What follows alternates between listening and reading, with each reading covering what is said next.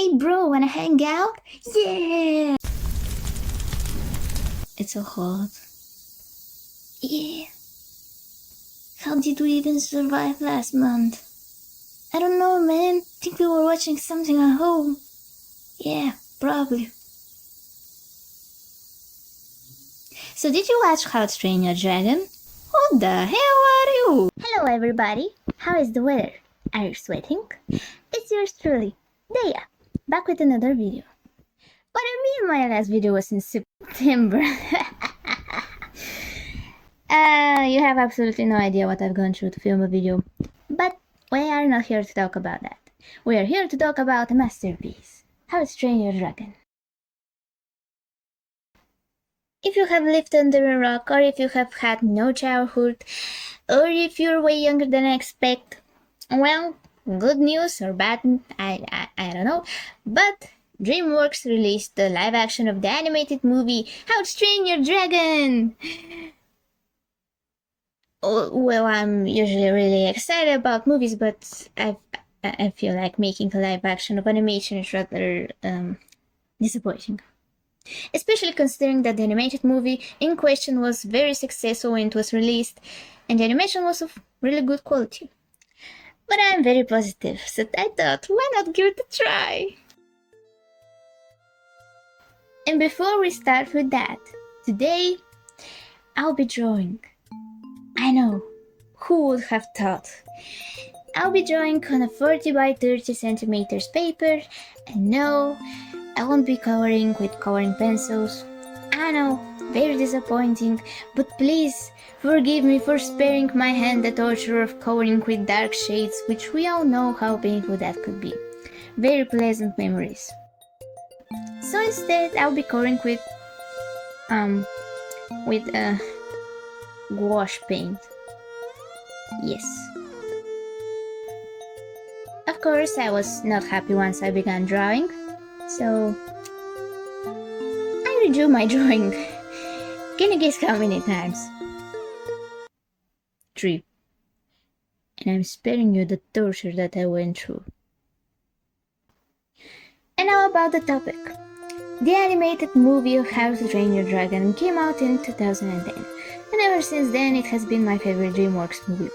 So last month, I went to the movie theaters, bought tickets and sat on my seat comfily and put on my glasses and my other glasses because my eyesight is poor. And so the ads began and it became time. And my seat started shaking and moving because I got a 4DX movie tickets. And that moment I knew I screwed up. Not because I could get dizzy, no. It was because I can't see good when moving, and the cherry on top was the fact that the screen was too dark and so were the scenes.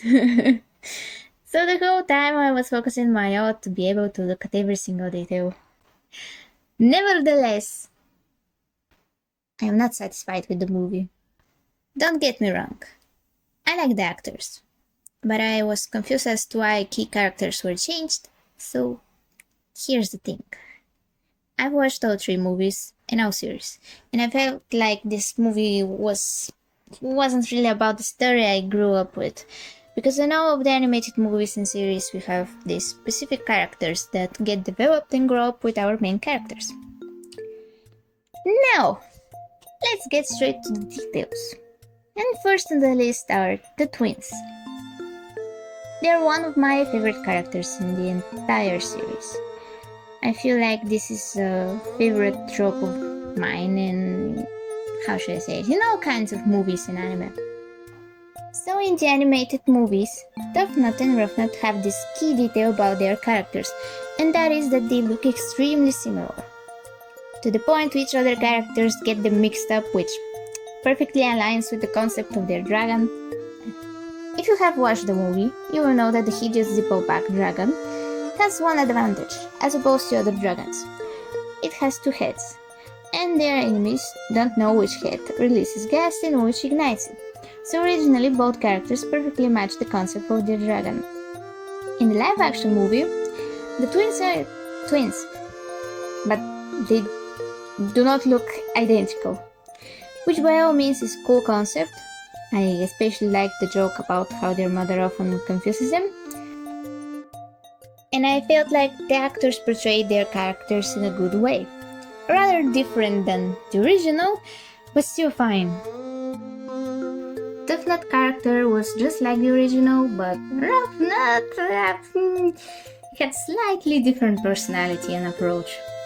In the animated series, she was rather tomboyish. And let me clarify one thing. By boyish and girlish, I take into consideration what is typically thought of being girlish behavior and boyish behavior. Girlish as in being a caring person, looking up for others, helping them, and that sort of stuff.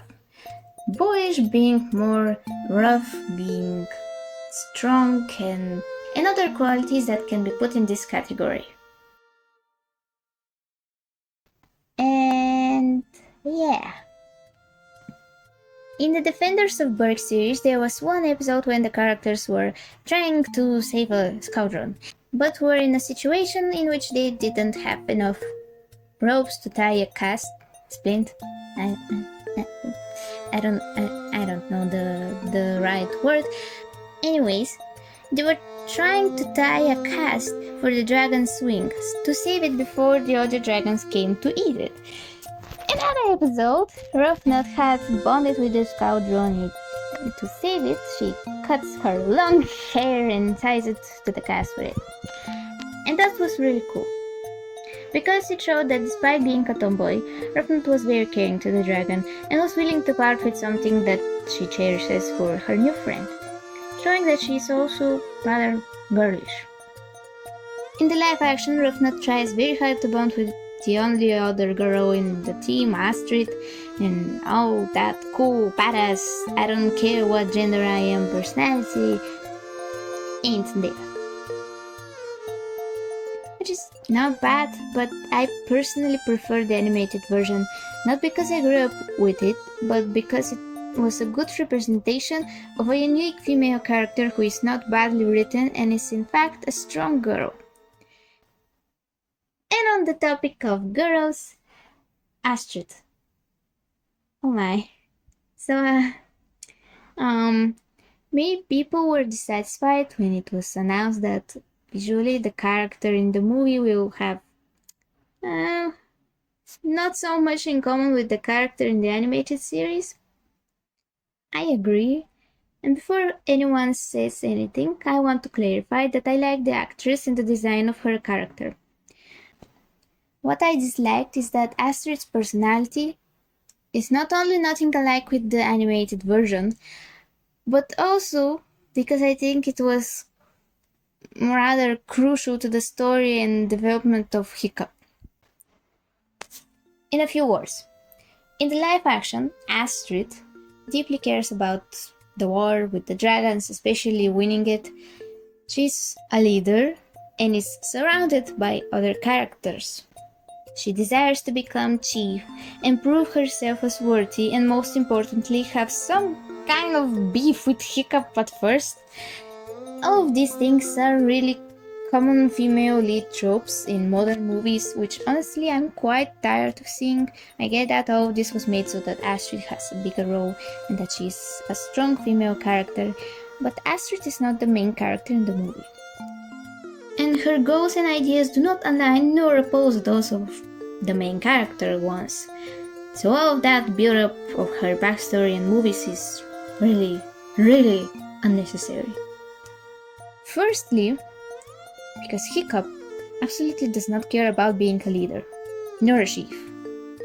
So her constantly telling him that she will be chief is the same as someone telling me that they will eat their sandwich. Like, damn, okay, eat the darn sandwich, I don't care, do it! Secondly, she constantly looks down on Hiccup and straight up bullies him by mocking him and telling him that she will live in his house one day. She reminds him that he is the chief's son, and because of that, he gets everything on a silver platter, which is okay, I guess. You might say that I'm exaggerating, and it is so just so that there is more rivalry and we get enemies to lovers trope. But all of this just makes me think that they are not made for one another. Because all that jealousy and beef Astrid has with Hiccup wouldn't be resolved with simply one flight on Toothless. And now let me tell you the reason why I love the animated movie and what inspired me to make this drawing. How to Train Your Dragon is actually a book series. I know, shocking! But the story of the animation differs from the book series. And a key detail is the fact that Astrid does not exist in the books.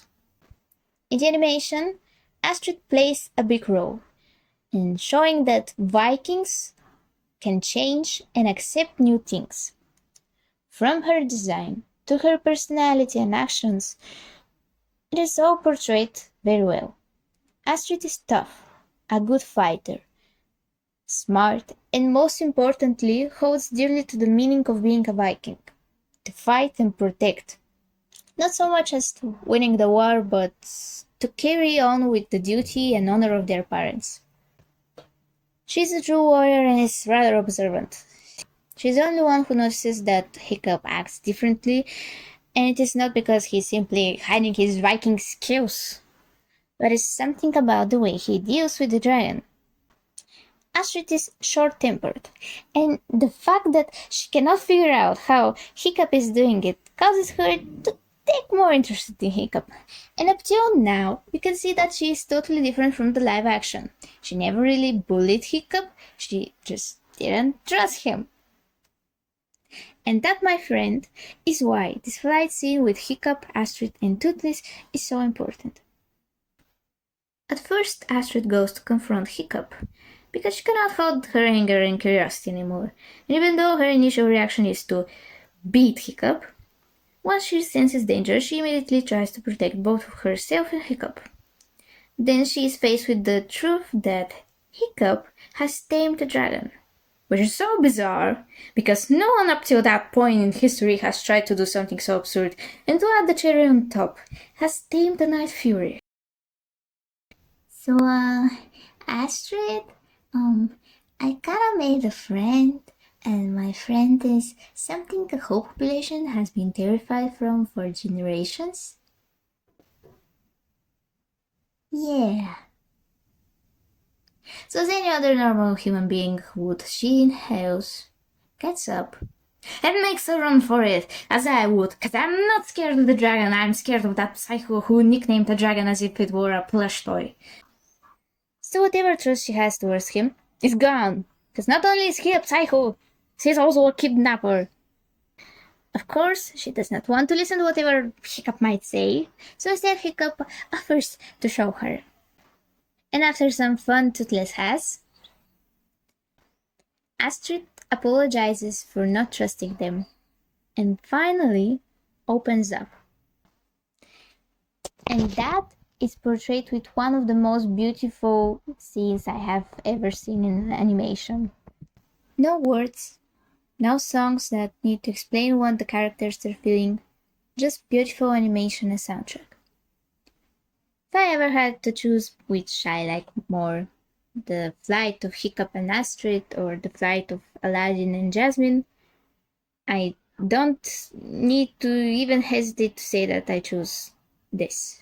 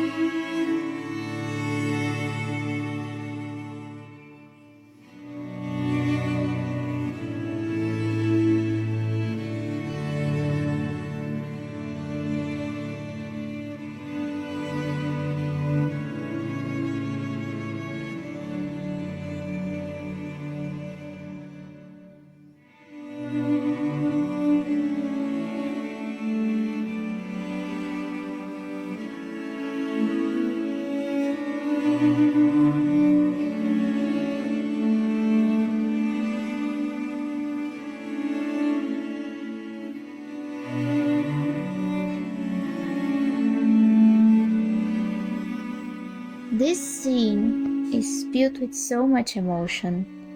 Everything before it was happening rather fast and there was a lot of information to take in.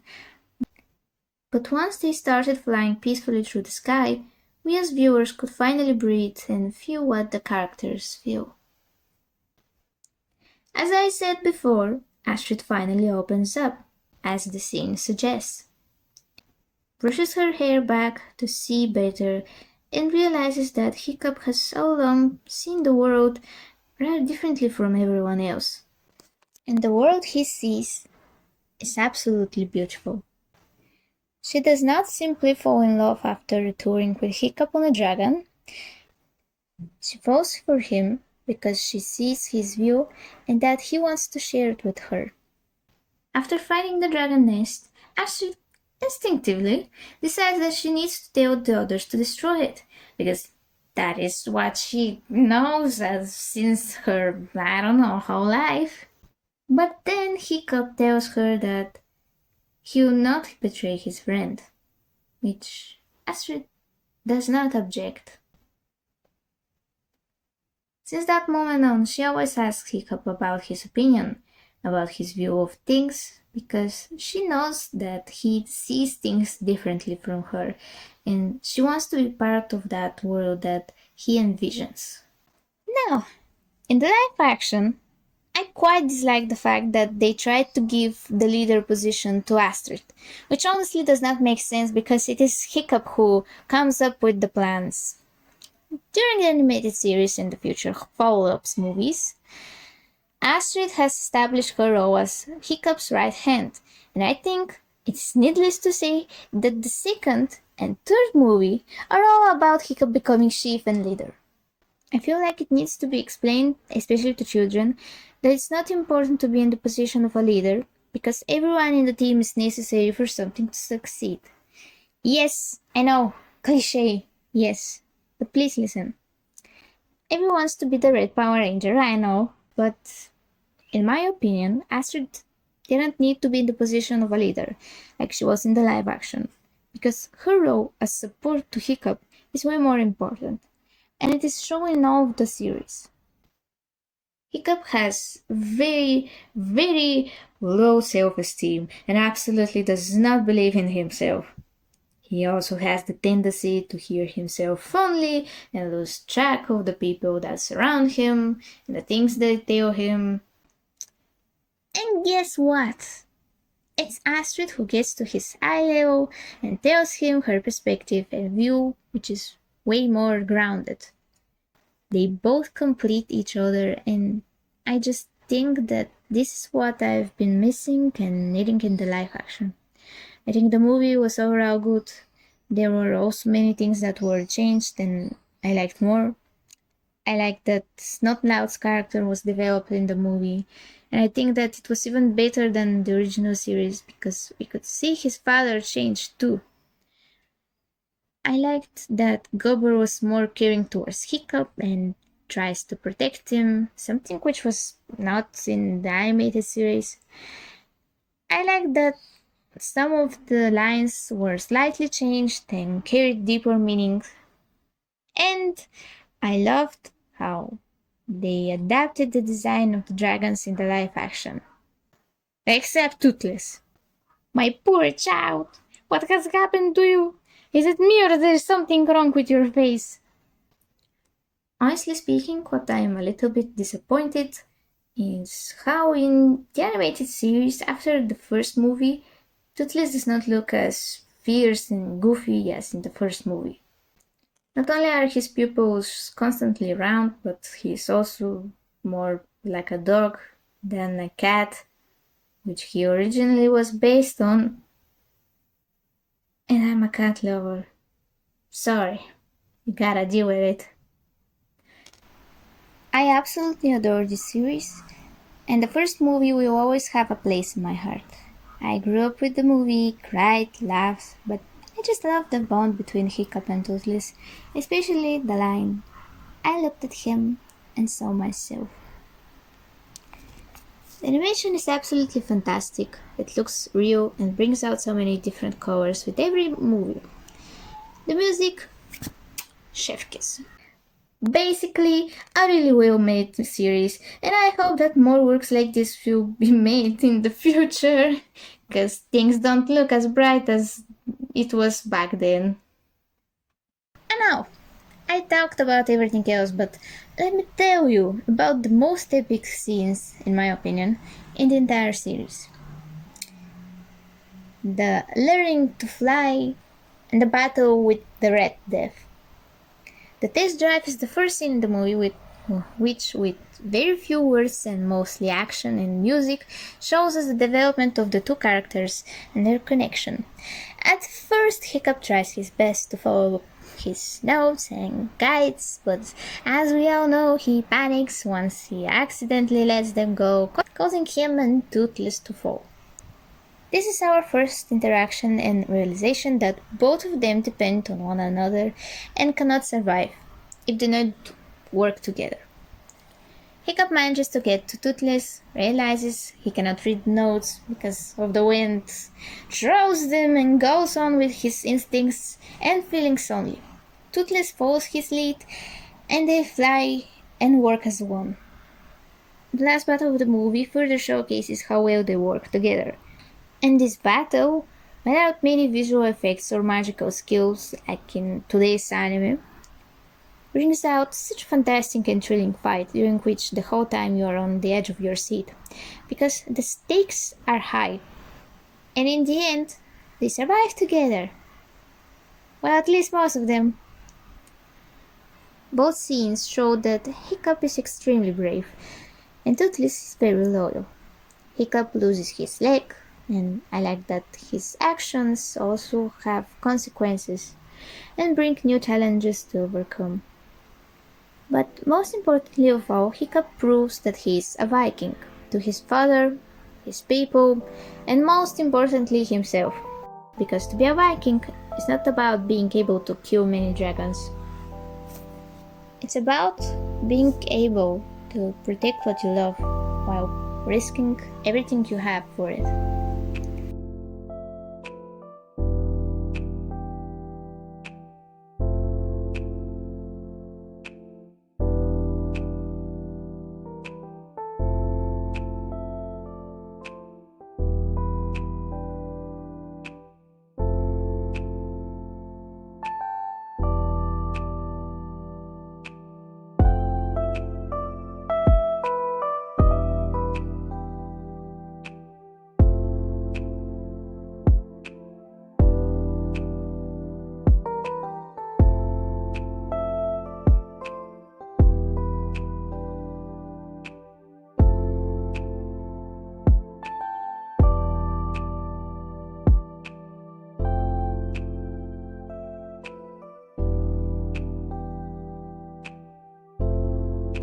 And this, my friends, is it.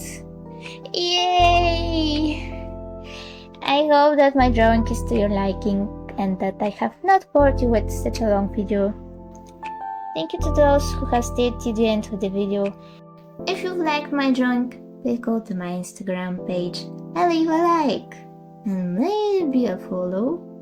And if by any chance you're crazy, you could leave a like on this video and maybe, just maybe, subscribe. Okay, bye bye crazy people. I'm going to recover from this humble number of hours of drawing. Thanks again, and bye bye.